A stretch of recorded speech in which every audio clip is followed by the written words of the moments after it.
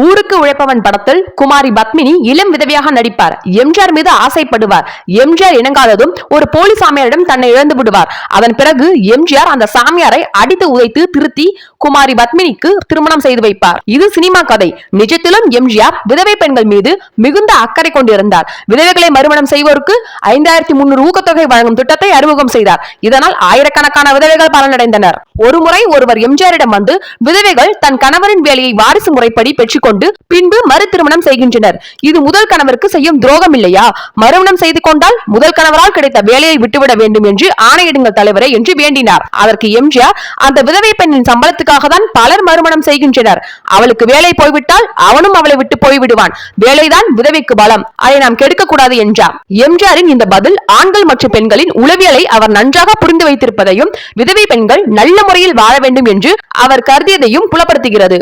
இந்த வாரத்தில் ராணுவத்தில் பணியாற்றி இறந்து போனவர்களின் மனைவிமார் தம் கணவரின் ஓய்வூதிய பலன்களை பெற்ற போதிலும் மறுமணம் செய்து கொள்ளலாம் என்று சட்டம் வந்துவிட்டது.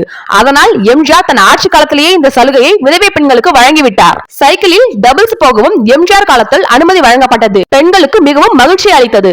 அதன் பிறகு சைக்கிளில் கணவனும் மனைவியுமாக சினிமாவுக்கு மற்ற விசேஷங்களுக்கு போக ஆரம்பித்தனர்.